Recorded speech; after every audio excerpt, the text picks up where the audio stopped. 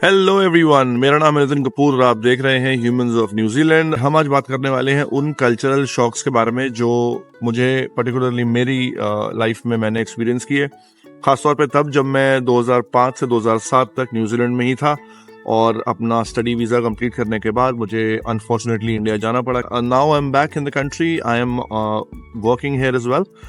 सो सबसे पहला जो मुझे शॉक लगा था वो ये है कि कंट्री का जो साइज है एज कम्पेयर टू इंडिया, सबसे बड़ा शहर जो यहाँ न्यूजीलैंड में है ना, वो है ऑकलैंड, और उसका पूरा पॉपुलेशन जो है वो तकरीबन आई थिंक 1 मिलियन के आसपास है, if I am not wrong. हो सकता है कुछ ज्यादा भी हो, बट उस 1 मिलियन पॉपुलेशन को अगर हम कंपेयर करते हैं as a metro in India, जमीन व आसमान का फर्क है। कंट्री में काफी ज्यादा फील होता है कि यार मैंने 2 साल या 3 साल अगर कंट्री में बिता लिए हैं तो फिर भाई मैंने तो पूरी कंट्री देख ली है। और सच्चाई यही है कि आप वाकई में 3-4 साल के अंदर ये पूरी कंट्री घूम सकते हैं, देख सकते हैं कि क्या ऑफरिंग्स हैं नॉर्थ आइलैंड की, क्या ऑफरिंग्स हैं साउथ आइलैंड की, और साथ साथ में यहाँ के लैंडमार्क्स, कुछ attractions, why tourist love to come here. Number 2 पे आता है भाई ड्राइविंग। यार ड्राइविंग का सीन ऐसा है कि है तो यहाँ पर भी इंडिया की तरह ही राइट हैंड ड्राइव, लेकिन उसके बावजूद भी जो ट्रैफिक के रूल्स है ना, उसमें बहुत फर्क है यार। मतलब इंडिया में तो आपको पता है कोई रूल ही नहीं है इनफैक्ट देखा जाए तो, क्योंकि मैंने भी वहाँ ड्राइव करी है गाड़ी करीब 12-14 साल। जितने भी पेडेस्ट्रियंस होते हैं या जो साइकिलिस्ट होते हैं उनको किस तरीके से इंडिया में ट्रीट किया जाता है रोड पे, वो मुझे बताने की जरूरत नहीं है। लेकिन यहाँ पर इट्स अ लॉ, तो आपको बिल्कुल ध्यान देना पड़ेगा कि किस तरीके से आप जो है किसी भी साइकिलिस्ट को या किसी भी पेडेस्ट्रियन को नुकसान ना पहुंचाएं। चाहे आप 2 व्हीलर ड्राइव कर रहे हो, चाहे आप 4 व्हीलर ड्राइव कर रहे हो, आपको इस बात का बहुत ज्यादा ध्यान रखना होता है। सबके लिए बाकायदा लेन्स बनी हुई हैं, आप अगर लेन में ड्राइव नहीं करेंगे तो भी आपको ट्रैफिक टिकट मिल सकती है। किसी ऐसी जगह पर जा रहे हैं जो कि सेंट्रल डाउनटाउन सिटी एरिया है तो वहां पर कुछ अलग रूल्स होते हैं, यानी कि जिस तरीके से कुछ साइंस लगे होते हैं रोड पर, फॉर एग्जाम्पल यहाँ पार्क करना है या नहीं पार्क करना है, कितना देर पार्क कर सकते हैं, 5 मिनट 60 मिनट, अगर इसमें से कोई भी रूल आपने ब्रेक किया और आप पकड़े गए तो you know what I mean. Minimum ticket यहाँ पर तकरीबन $30 के आसपास की होती है और मैक्सिमम टिकट की कोई लिमिट नहीं है, ये 2000 की भी हो सकती है डिपेंडिंग ऑन द ऑफेंस जो आपने किया है। इंडिया में ड्रिंकिंग एंड ड्राइविंग एक बहुत कॉमन प्रॉब्लम हो चुकी है। ऑन दी अदर हैंड अगर मैं बात करूँ न्यूजीलैंड की, तो भैया ऐसा यहाँ पर आप बिल्कुल भी नहीं कर सकते। अगर आप स्टूडेंट वीजा पे हैं और या वर्क परमिट पे हैं और आप पकड़े जाते हैं ड्रिंक एंड ड्राइव केस में, तो आपको मालूम है कि ये कितना ज्यादा डिफिकल्ट हो सकता है आपके खुद के रेजिडेंसी एप्लीकेशन के लिए। तो इसलिए बिल्कुल भी ऐसा ना करें। नो ड्रिंकिंग और ड्राइविंग टुगेदर। नंबर 3 पे आता है भाई पब्लिक ट्रांसपोर्ट। क्या पब्लिक ट्रांसपोर्ट का सीन ऐसा है कि इंडिया में देखो सब कुछ है। इंडिया में एक बैटरी रिक्शा होते हैं, फिर ऑटोज होते हैं, फिर उसके बाद टैक्सीज होती हैं, फिर बसेस होती हैं, trains and then planes. In New Zealand सबसे बड़ा पंगा यही है भाई यहाँ पे कि आपको अगर बसेस में जाना है तो यार बस तो मिलेगी बस स्टॉप से और वहां तक आपको पैदल ही जाना है और कोई तरीका नहीं है। या फिर आपके पास साइकिल होगा तो आप साइकिल लेकर के जाएंगे और आप साइकिल जो है वो आप अपनी बस के आगे हैंग कर देंगे और फिर आपको जहां पर भी जाना है वो बस आपको लेकर के जाएगी और फाइनली फिर आपको उस डेस्टिनेशन पे पहुंचने के बाद उस साइकिल को दोबारा उतारना है और फाइनली जहां पे आप जाना चाहते हैं वहां जा सकते हैं। उसके अलावा अगर आप बात करते हैं फ्लाइट्स की, तो तकरीबन $110 के आसपास की टिकट होती है। जैसे क्राइस्ट चर्च में रहता हूँ मैं, तो क्राइस्ट चर्च से ऑकलैंड की टिकट जो है वो $100 की आराम से आ जाती है वन वे। कभी कभार अगर स्पेशल्स लगे होते हैं तो रिटर्न टिकट $150 की भी आ जाती है। अनलाइक इंडिया जहाँ पर दिल्ली बॉम्बे का फेयर जो है वो 4-5 हजार के अंदर निपटता है और वो भी तकरीबन $100 के आसपास ही होता है। लेकिन डिस्टेंस वाइज देखा जाए दिल्ली बॉम्बे बहुत दूर है as compare to Wellington Christchurch. इसके अलावा अगर मैं कंपेयर करूँ टैक्सीज को, तो यार टैक्सी यहाँ पर बहुत महंगी है। अनलाइक इंडिया जहाँ पर ओला यहाँ पर भी है, बट फिर भी जो प्राइसिंग है टैक्सीज की वो बहुत डिफरेंस है। कन्वीनियंस के लिए सबसे अच्छा तरीका जो है कि यार आने के बाद 3-4-5 महीने तक आप चाहे आप काम कर रहे हैं, चाहे आप स्टूडेंट हैं, आप थोड़े से पैसे जोड़िए और अपने लिए एक सेकेंड हैंड कार खरीद लीजिए। कार महंगी नहीं है यहाँ पर, मिनिमम गाड़ी $3-3.5 में मिल जाती है, जो कि आराम से आपको ए पॉइंट से बी पॉइंट में ले जा सकती है। आपको जरूरी नहीं है कि वो मतलब एक मर्सिडीज ही लेनी है या एक ऑडी ही लेनी है। You can take a Nissan Tiida और a Toyota for that matter in $3,500 to $4,000 easily. यहाँ पर पेट्रोल का जो प्राइस है आई पे अराउंड $2.60 के आसपास, और रोड जो है वो बहुत खूबसूरत है और क्योंकि कंट्री छोटी है तो development like I said is a little easier and maintenance is also easier. तो नंबर 4 पे आता है यार वेस्ट मैनेजमेंट। कि इंडिया में मैंने देखा है कि बहुत ही रेयर होता है हमारे घरों में जो अपने ट्रैश को सेग्रीगेट करती हो, यानी कि green waste should go in a different bin and your dry waste should go in a different bin for that matter, and recyclable stuff should go in a different bin. तो यहाँ पर आप देख सकते हैं 3 अलग अलग तरह के डस्टबिन होते हैं, एक रेड, एक ग्रीन और एक येलो। और गलती करने का मतलब फाइन है, तो इसलिए बिल्कुल ध्यान से कि यार रेड बिन में वही सामान जाएगा जो कंप्लीट ट्रैश है। जो एडिबल्स हैं आपके, जो वेस्टेज है आपके फ्रूट्स की, वेजिटेबल्स की, खाने के सामान की, वो सारा सामान आपका ग्रीन में जाएगा।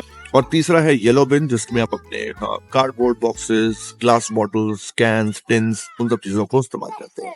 There's a complete waste management team under the city council. City council जैसे इंडिया में हमारे आप देख सकते हैं लोकल MCD होती है, म्युनिसिपल कॉर्पोरेशंस, बस वैसे ही यहाँ पर सिटी काउंसिल होती है।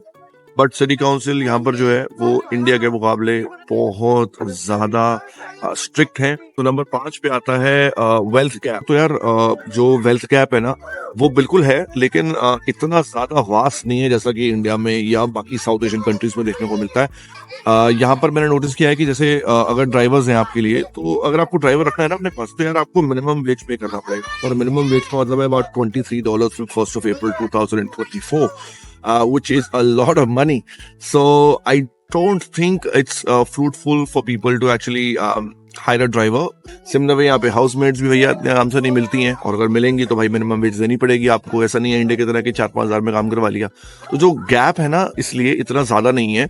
6 पे आता है प्राइस ऑफ फूड। तो यार भाई इंडिया में ना खाना बहुत सस्ता है यार, मतलब बहुत सस्ता, मतलब मैं कंपेयर कर रहा हूँ अगर न्यूजीलैंड को, तो यार न्यूजीलैंड में तो भाई बहुत महंगा खाना है। मतलब as basic as a small hamburger $5 से $6 के आसपास का आता है। अब मैं कन्वर्ट नहीं करना चाहता हूँ उसको, क्योंकि ऑब्वियसली करेंसी कन्वर्जन जो है वो लॉजिकल नहीं है, because you are earning in dollars and spending in dollars. ऐसा नहीं है कि मैं डॉलर्स में खर्च कर रहा हूँ बट कमा मैं रुपए में रहा हूँ। सिमिलरली मेरा एक एवरेज लंच जो मैं इंडिया में भी करता था, तो तकरीबन $300 के आसपास, $250 के आसपास इजिली मुझे अच्छे ऑप्शन मिल जाते थे with good brands and all that.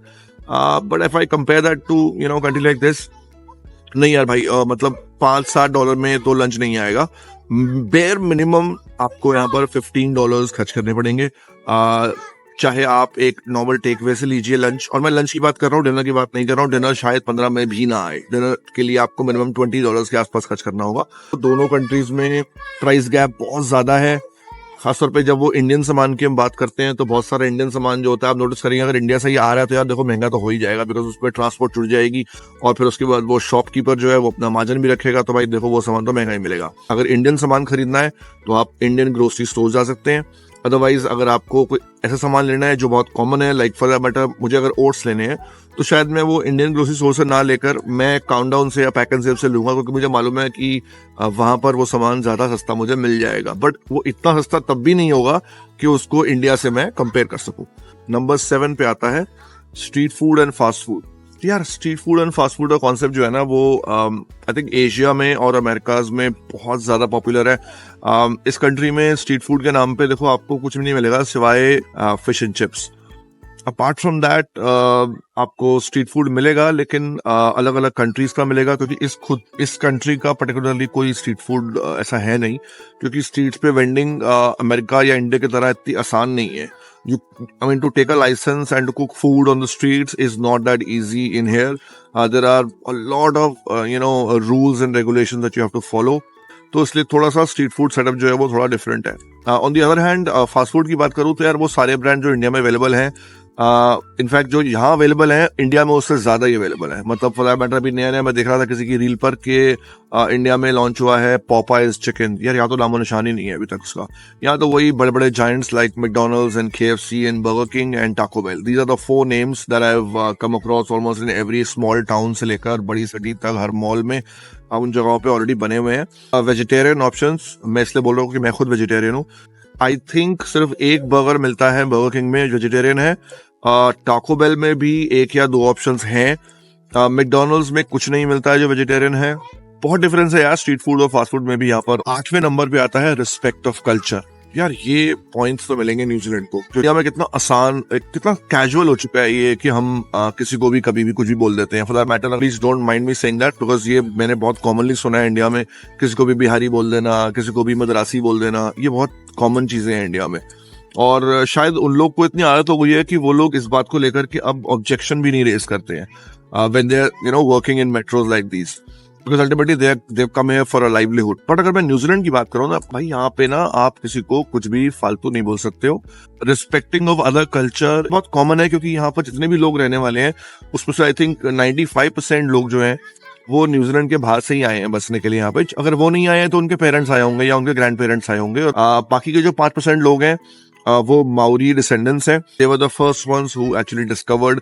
In fact वो भी काफी रिस्पेक्टफुल होते हैं। तो आई थिंक ये बहुत बड़ा डिफरेंस है जो मैंने नोटिस किया in New Zealand and in India. Number 9 पे आता है भाई सिंप्लिसिटी इन लाइफस्टाइल। यार सिंप्लिसिटी कैसे कि यहाँ पे ना, मतलब मैंने नोटिस करा है कि बहुत से लोग ऐसे होते हैं कि नंगे पैर चलते हैं। दे डोंट वेयर शूज और सॉक्स। आई डोंट नो क्यों, लेकिन बहुत लोग देखे हैं मैंने मॉल्स में, डॉक्टर्स के पास, या फॉर दैट मैटर पार्क्स में।